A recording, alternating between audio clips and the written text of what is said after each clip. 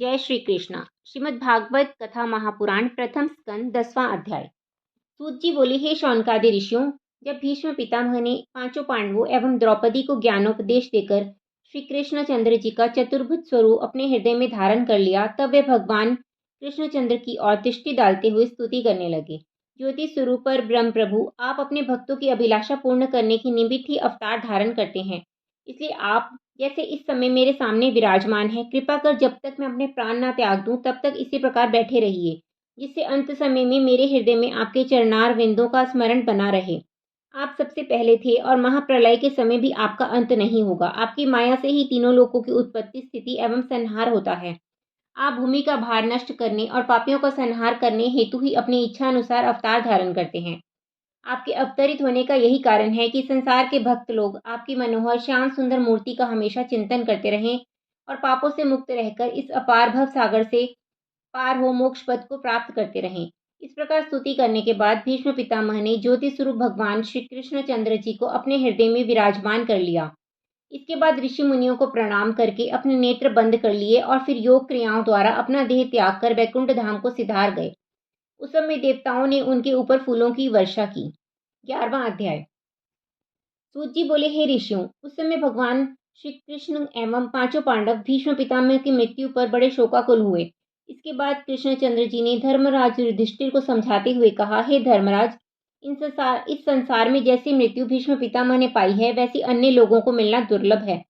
संसार में जिसने जन्म लिया है वह एक दिन अवश्य मृत्यु को प्राप्त होगा। यह विचार कर भीष्म पितामह की मृत्यु पर शोक नहीं करना चाहिए।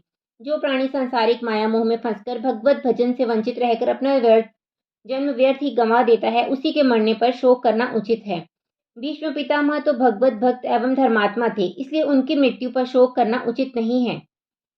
श्री कृष्णचंद्र जी की बात सुनकर धर्मराज युधिष्ठिर ने हृदय में धीरज धारण किया।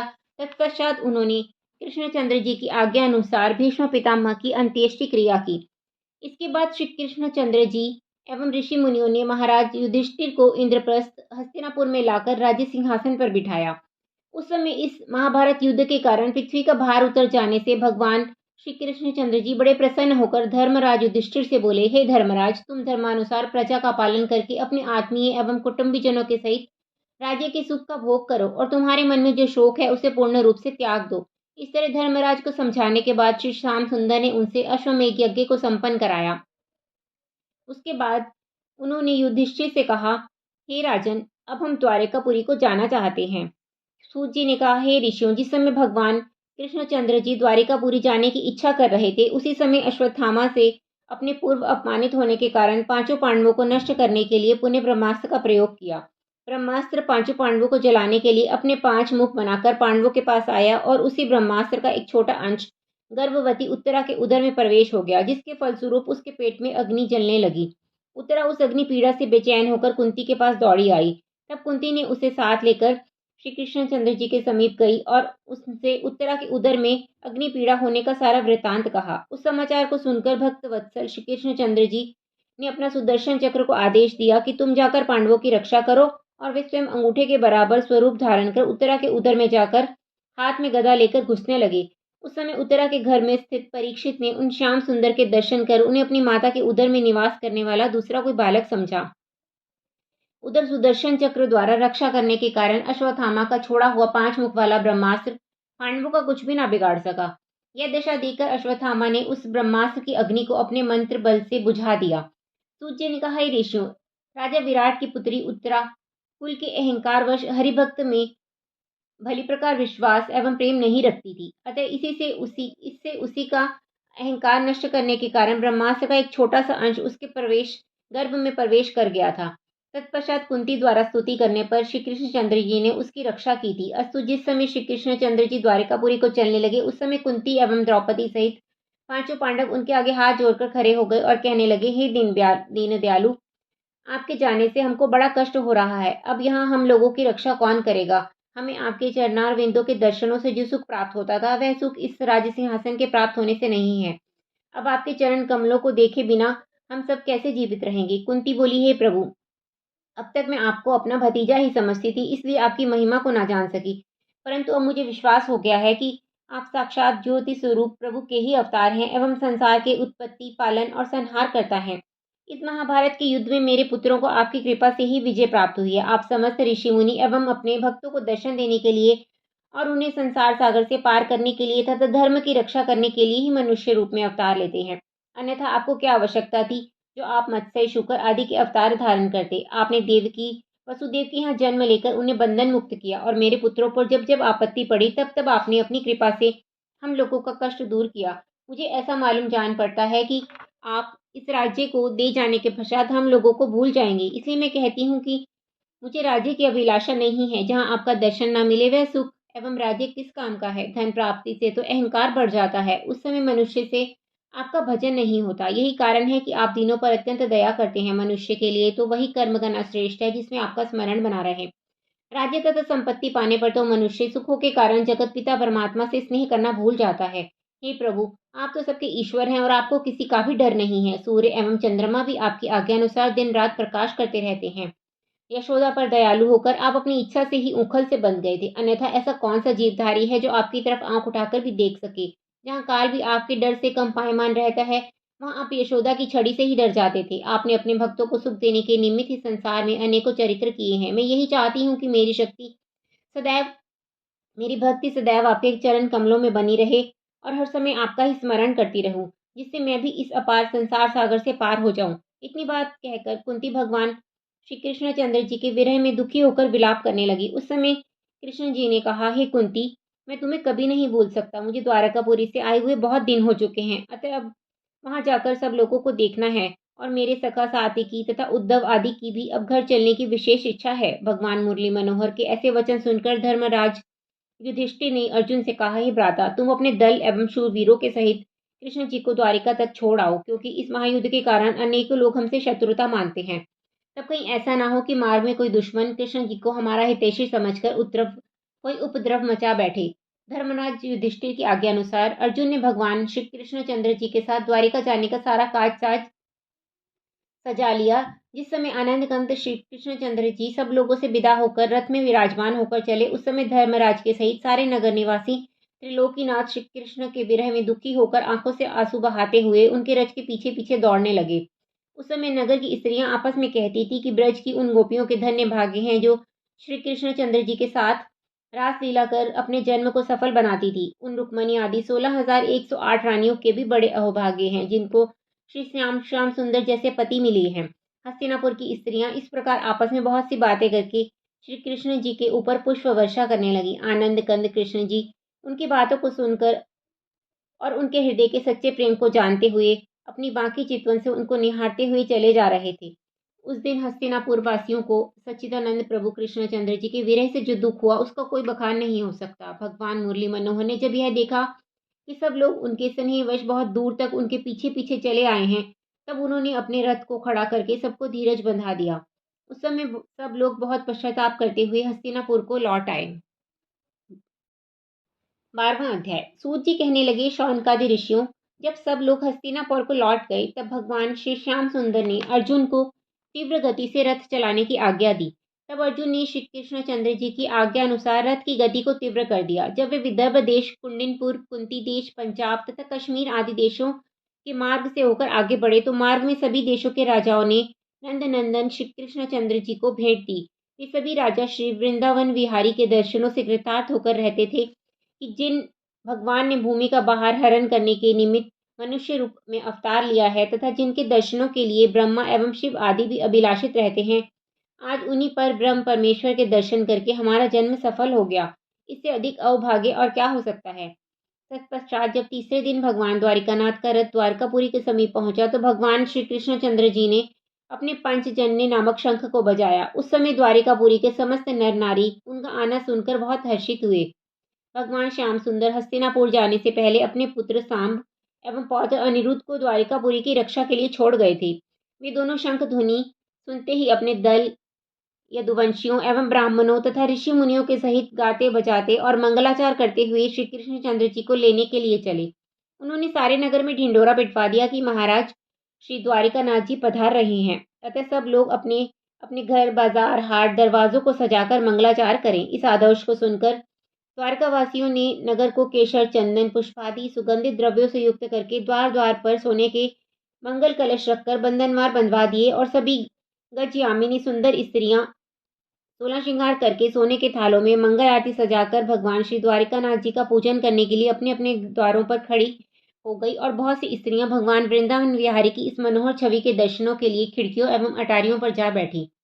जिस समय भगवान श्री द्वारिकाधीश ने त्रिभंगी छवि किए द्वारिकापुरी में प्रवेश किया, उस समय सभी छोटे बड़े लोगों ने उनका दर्शन करके फूलों से वर्षा की और बड़े जोर से जय ध्वनि करते हुए ऐसा हर्ष मनाया जैसा कोई मृतक देह में नए प्राणों का आगमन हुआ हो। तब श्री द्वारिकानाथ जी सब लोगों से यथा योग्य दंडवत प्रणाम करके मिले और सबको आशीर्वाद तथा आनंद देते हुए श्री कृष्णचंद्र जी ने भवन में जाकर अपने माता पिता को साष्टांग प्रणाम किया। देवकी वसुदेव तथा राजा उग्रसेन ने जब पांडवों की विजय का समाचार सुना तो उन्हें बहुत प्रसन्नता हुई। उस समय संपूर्ण द्वारिका वासियों ने श्री द्वारिकानाथ से कहा, हे दीनबंधु, आपके बिना हम सब लोग अंधे के सदृश थे। जिस प्रकार आंखें होते हुए भी अंधेरी रात में चंद्रमा के बिना कुछ दिखाई नहीं देता, वही हाल हम लोगों का भी था। भगवान द्वारकाधीश जब रनिवास में गए उस समय रुक्मणी आदि सब पटरानियों ने अपने अपने भवनों में खड़ी होकर उनका बड़ा सम्मान किया। श्री श्याम सुंदर के विरह में उन्होंने सुंदर वस्त्र आभूषणों को पहनना त्याग दिया था, परंतु उस दिन सब रानियां अपना अपना श्रृंगार किए हुए थी। भगवान नंद नंदन उस समय एक ही साथ अनेक रूपों में उन सब रानियों के भवनों में गए और सभी छोटे बड़े द्वारका वासियों को आनंदित किया। 13वां अध्याय। सूत जी बोले, हे ऋषियों, शास्त्र तथा पुराणों के सुनने से तो बहुत दिनों में भगवान की भक्ति उत्पन्न होती है, परंतु जब प्राणी भागवत कथा की इच्छा करता है उसी समय उनके पापों के 3 टुकड़े हो जाते हैं। पहला भाग भागवत इच्छा करते समय, दूसरा भाग कथा सुनते समय, तीसरा भाग भागवत सुनते समय हो जाता है। भागवत सुनने का फल तुरंत प्राप्त होता है। अब आप लोग सावधान होकर परीक्षित के जन्म की कथा सुने। हस्तिनापुर का राज्य मिलने के बाद राजा युधिष्ठिर को श्री कृष्णचंद्र जी के दर्शन के बिना कुछ अच्छा नहीं लगता था। वे दिन रात उन्हीं के चरण कमलों का ध्यान करते हुए राज्य करते थे। जब उत्तरा के पेट से परीक्षित ने जन्म लिया उस समय वे आंखें खोलकर चारों ओर देखने लगा कि जिस मनमोहन के रूप को माता के गर्भ में देखा था वह कहाँ है, परंतु इस भेद को कोई जान नहीं सका। राजा युधिष्ठिर ने अत्यंत प्रसन्न होकर नादीमुख श्राद्ध किया तथा मंगलाचार करके ब्राह्मणों को दान दिया। जब उन्होंने ज्योतिषियों से बालक के जन्म लग्न का हाल पूछा तो उस समय पंडितों ने विचार करके यह बात कही, हे राजन, यह बालक जन्म लेते ही अपनी आंखें खोलकर सबकी परीक्षा ले रहा था, अतः इसका नाम परीक्षित होगा। यह बड़ा बलवान, नीतिज्ञ, प्रतापी और धर्मात्मा राजा होगा। यह अपनी प्रजा को बहुत सुख पहुंचाएगा तथा इस बालक के कारण आपका नाम, यश और कीर्ति भी चारों दिशाओं में अधिकाधिक फैलेगी। यह बृहस्पति के समान बुद्धिमान, हिमाचल के समान धैर्यवान, समुद्र के समान गंभीर, परशुराम के समान वीर, आशुतोष शंकर के समान दानी, ऐश्वर्य विलास में इंद्र तथा सत्य बोलने वालों में आपके समान होगा। इसकी गणना राज्य ऋषियों में होगी और वह अपनी प्रजा का पुत्र के समान पालन करेगा। अंत में एक ऋषि बालक के श्राप से तक्षक सर्प द्वारा काटे जाने पर इसकी मृत्यु होगी। ज्योतिषियों की बात सुनकर राजा युधिष्ठिर ने उदास होकर कहा, हे महानुभावों, आप यह सत्य सत्य बतलाएं कि किसी ब्राह्मण के क्रोध के कारण तो इस बालक की मृत्यु नहीं होगी। हमारे वंश में सर्प के कांटे से मृत्यु होना अच्छा माना जाता है, परंतु किसी महात्मा, ब्राह्मण अथवा साधु संत के शाप के कारण मरना अच्छा नहीं माना जाता। ज्योतिषी कहने लगे, हे राजन, आप यह निश्चित रखें कि यह बालक आपके वंश में अत्यंत श्रेष्ठ हरिभक्त होकर साधु, ब्राह्मण और महात्माओं की सेवा में मग्न रहेगा। मृत्यु के समय भगवान श्याम सुंदर के चरण कमलों में ध्यान रखते हुए ही यह अपना शरीर त्यागेगा। ऐसा प्रतापी अथवा ईश्वर भक्त आज तक दूसरा कोई व्यक्ति आपके कुल में उत्पन्न नहीं हुआ। श्री हरि के चरण कमलों में इसकी प्रीति बाल्यावस्था से ही रहेगी। ज्योतिषियों के ये वचन सुनकर राजा युधिष्ठिर बड़े प्रसन्न हुए। उसी समय उन्होंने उन्हें बहुत सा दान दक्षिणा देकर विदा किया। इसके पश्चात उन्होंने कहा, हम 5 भाइयों में श्री नारायण जी का यह एक ही भाग्यवान बालक दिया है, अतः इसके कारण हमारा नाम संसार में चलता रहेगा। यह सुनकर छोटे बड़े सभी मनुष्य प्रसन्न हुए। राजा और युधिष्ठिर धर्म नीति द्वारा राज कार्य का तथा प्रजा का पालन करते थे। वे दिन रात यही सोचा किया करते थे कि कब परीक्षित बड़ा हो और कब हम उसे राजगद्दी पर बैठाकर वन में जावें। अपने चाचा चाची धृतराष्ट्र एवं गांधारी को सम्मान पूर्वक अपने पास रखकर उनकी आज्ञा अनुसार राज कार्य किया करते थे। वे सदैव यह भी ध्यान रखते थे कि धृतराष्ट्र और गांधारी को किसी भी तरह का दुख न होने पावे, क्योंकि यदि वे दुखी रहे तो उन्हें अपने दुर्योधन आदि पुत्रों के मारे जाने का शोक और भी अधिक सतावेगा। उन्हीं दिनों की बात है कि विदुर जी एक वर्ष तक तीर्थ यात्रा करने के बाद जब यमुना किनारे पर मैत्रेय ऋषि के आश्रम पर पहुंचे तो ऋषि के द्वारा दुर्योधन आदि कौरवों के मारे जाने तथा युधिष्ठिर की राजगद्दी प्राप्त करने का समाचार सुन के उन्हें अत्यंत शोक हुआ और वहीं पर उन्हें यह भी मालूम हुआ कि राजा युधिष्ठिर धृतराष्ट्र एवं गांधारी को बड़े सम्मान और स्नेहपूर्वक अपने पास रखते हैं। सब बातों को सुनकर विदुर जी ने अपने हृदय में बड़ा खेद करते हुए यह विचार किया कि देखो कितने आश्चर्य की बात है, जो इतनी विपत्ति पड़ने पर तथा 100 पुत्रों के मारे जाने एवं राज्य छूट जाने पर भी धृतराष्ट्र का मन अभी तक सांसारिक माया मोह से विरक्त नहीं हुआ है और वह युधिष्ठिर के पास रहना चाहते हैं। अब यदि मैं उन्हें संसार माया मोह से छुड़ाने का मार्ग दिखा दूं तो उत्तम रहेगा। ऐसा विचार कर विदुर जी हस्तिनापुर के राजभवन में जा पहुंचे। उन्हें देखकर राजा युधिष्ठिर ने उनका बहुत प्रकार से सम्मान करते हुए हाथ जोड़कर प्रार्थना की, हे विदुर जी, आपने हमारे कुल में जन्म लेकर भगवान मुरली मनोहर की कृपा प्राप्त की है। आज आपने दर्शन देकर अपने श्री चरणों की रज से इस घर को पवित्र कर दिया है। आपके हृदय में भगवान कृष्ण का सदैव निवास रहता है। आपने हम पांचों भाइयों का पुत्रवत पालन पोषण कर संकट के समय में सहायता पहुंचाई है। आप कौन कौन से तीर्थों में भ्रमण करते हुए आ रहे हैं, यह बताने की कृपा करें। यदि आप प्रभास क्षेत्र में भी गए थे तो हमारे परम हितकारी भगवान मुरली मनोहर का कुछ समाचार भी सुनावे, क्योंकि जब से वे हमें राज्य देकर गए हैं तब से हमने उनका कोई समाचार नहीं पाया। सूत जी कहने लगे, हे ऋषियों, धर्मराज युधिष्ठिर के ऐसे वचन सुनकर महात्मा विदुर जी ने अन्य तीर्थ का वर्णन तो किया, परंतु श्री कृष्णचंद्र जी के अंतर्ध्यान होने तथा यदुवंशियों के मारे जाने का समाचार यह सोचकर नहीं सुनाया कि जब अर्जुन लौटकर आएगा तब स्वयं ही हाल बता देगा। उन्होंने सोचा, यदि इस समय मैं कुल हाल कहूंगा तो युधिष्ठिर को दुख पहुंचेगा। उत्तम लोगों का यह कहना है कि ऐसी बात किसी के सामने ना कहें जिससे सुनने वाले के मन को दुख पहुंचे। तत्पश्चात जब विदुर जी महलों में गए तो द्रौपदी और अन्य स्त्रियों ने उन्हें भगवान का भक्त जानकर दंडवत किया। हस्तिनापुर वासी लोग भी उनके आने का हाल सुनकर बहुत ही प्रसन्न हुए। जब विदुर जी ने धृतराष्ट्र के निवास स्थान पर पहुंचकर धृतराष्ट्र तथा गंधारी को प्रणाम किया, उस समय धृतराष्ट्र ने उनसे गले मिलकर बहुत देर तक रोते रहे। तदुपरांत बोले, हे भाई, तुम्हारे जाने के बाद मेरे ऊपर बहुत संकट पड़ा है। मेरे सब पुत्र मारे गए और सिंहासन नष्ट हो गए। ये सुनकर विदुर जी ने कहा, हे भाई, भगवान केशव देव की इच्छा इसी प्रकार की थी। उन्होंने पृथ्वी का भार उतारने के लिए अवतार ग्रहण किया था, सो इस प्रकार पृथ्वी का भार हटा दिया। अब तुम यही कहोगी राजा युधिष्ठिर तुम्हें खाने पीने और रहने का प्रबंध और आपका स्वागत सत्कार किस प्रकार करते हैं। धृतराष्ट्र बोले, हे विदुर, युधिष्ठिर मुझसे बड़ा स्नेह करते हैं। वे मुझे अपने पिता के समान तथा गंधारी को माता के समान समझते हैं। अर्जुन भी हमारा बहुत आदर करता है। केवल भीमसेन ही हमें दुर्वचन सुनाता रहता है। वह कहता है, तुमने ही मेरे खाने के लिए जहर के लड्डू भेजे थे तथा तुम्ही ने हम पांचों भाइयों को लाक्षागृह में ठहरा कर जला देना चाहा था। संसार में तुम्हारे समान पापी अधर्मी और कोई नहीं है।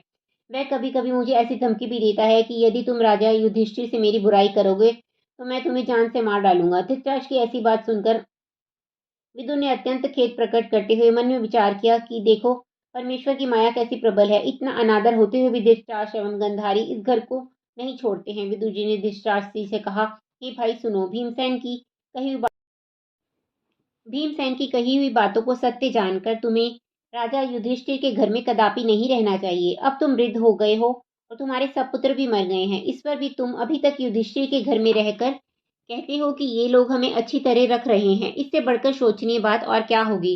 तुम्हारे सब पुत्र पौत्र आदि मारे गए, राजगद्दी छूट गई, तुम भी मृत्यु के निकट जा पहुंचे। इतने पर भी तुम उसी भीमसेन के हाथों से रोटी लेकर खाते हो जिसने तुम्हारे सब पुत्रों को मारा है। क्या तुम्हें इसमें कुछ भी शर्म नहीं आती। ये भाई, वृद्धावस्था आ जाने पर भी तुम्हें जीवन से मोह है तथा तुम्हारा मन संसार से विरक्त नहीं हो रहा है। तुम सदैव अमर नहीं बने रहोगे। इसलिए उचित है कि तुम उत्तराखंड में जाकर श्री हरि चरणों का ध्यान करते हुए अपने शरीर को त्याग दो। ऐसा करने से तुम्हें मुक्ति की प्राप्ति होगी। विदुर की बात सुनकर धृतराष्ट्र ने कहा, हे भाई, तुम्हारा कहना सत्य है। हम भी यही चाहते हैं, परंतु हम दोनों पति पत्नी आंखों के अंधे तथा लाचार हैं। अब तुम ही कहो कि हम उत्तराखंड तक किस प्रकार पहुंचेंगे। विदुर जी कहने लगे, मैं तुम दोनों को अच्छी तरह से ले चलूंगा। तुम मेरे बड़े भाई हो, अतः तुम्हारी सेवा करना मेरा धर्म है। जब तक तुम जीवित रहोगे तब तक मैं तुम्हारी सेवा करूंगा। विदुर जी की यह बात सुनकर धृतराष्ट्र उनके साथ उत्तराखंड को चल दिए। विदुर जी आगे आगे धृतराष्ट्र का हाथ पकड़े हुए थे। पीछे पीछे गंधारी अपने पति का हाथ पकड़े हुए चली जा रही थी। इस प्रकार वे दोनों हरिद्वार जा पहुंचे। सूत जी कहने लगे, हे ऋषियों, दूसरे दिन प्रातःकाल के समय जब राजा युधिष्ठिर नित्य क्रम से निवृत्त हो अपने माता पिता धृतराष्ट्र तथा गंधारी को प्रणाम करने के लिए उनके निवास स्थान पर पहुंचे, उस समय वे मकान को सूना देखकर अत्यंत शोक करने लगे। उन्होंने सोचा, शायद वे लोग किसी कारण मुझसे दुखी होकर कहीं अन्यत्र ही चले गए हैं और पुत्र के शोक में व्याकुल होकर गंगा में डूब मरे हैं। इस विचार के आते ही वे फूट फूट कर रोने लगे तत्पश्चात उन्होंने संजय से पूछा, हे संजय, मेरे अंधे माता पिता जिन्होंने मुझे बड़े प्रेम से पाला था कहाँ चले गए? यदि तुम उनका कुछ हाल जानते हो तो मुझे बताओ। संजय कहने लगे, हे राजन, मुझे यह नहीं मालूम कि वे लोग कहाँ गए हैं। हाँ, वे विदुर जी से कुछ बातें जरूर कर रहे थे, संभवतः उन्हीं के साथ कहीं चले गए हैं। संजय की बात सुनकर राजा युधिष्ठिर बड़े उदास हो गए। उसी समय देवर्षि नारद जी का वहां आगमन हुआ। युधिष्ठिर ने उन्हें दंडवत प्रणाम करके अत्यंत आदरपूर्वक आसन पर बिठाया। तदंतर कहा, हे महात्मन, मेरे माता पिता न जाने कहाँ चले गए हैं। या तो उन्हें वन में कोई हिंसक जानवर खा जाएगा या किसी कुएं में गिरकर मर जाएंगे। यदि आपको उनका कुछ हाल मालूम हो तो बताने की कृपा करें, मैं उन्हें प्रार्थना करके वापस लौटा लाऊंगा। इस समय उन्हें खाने पीने का कष्ट हो रहा होगा। आपने भी बड़ी कृपा की है जो इस दुख के समय पर पधार कर मुझे अपना दर्शन दिया है। यह सुनकर नारद जी बोले, हे राजन, यह संसार झूठा है। संसार में जो पैदा हुआ है वह एक न एक दिन अवश्य मृत्यु को प्राप्त होगा। इसीलिए परब्रह्म परमेश्वर ने इसका नाम मृत्यु लोक रखा है। तुम धृतराष्ट्र तथा गंधारी के जाने का शोक व्यर्थ में कर रहे हो, क्योंकि सुख दुख ये दोनों वस्तुएं परमपिता परमेश्वर के हाथ में हैं। अतः हे राजन, तुम भी धृतराष्ट्र और गंधारी के संबंध में किसी प्रकार की चिंता मत करो। वे दोनों विदुर जी द्वारा ज्ञान प्राप्त करने के उपरांत संसार से विरक्त हो उन्हीं के साथ हिमाचल पर्वत के दक्षिण की ओर सप्त ऋषियों के आश्रम पर चले गए हैं। वहां जाकर भगवान के चरणों का ध्यान करते हुए वे आज से 7वें दिन अपना शरीर त्याग देंगे। अब उन्होंने संसारिक माया के साथ साथ अपने शरीर का मोह भी छोड़ दिया है। हे राजन, इसलिए तुम भी उनकी मृत्यु समझो।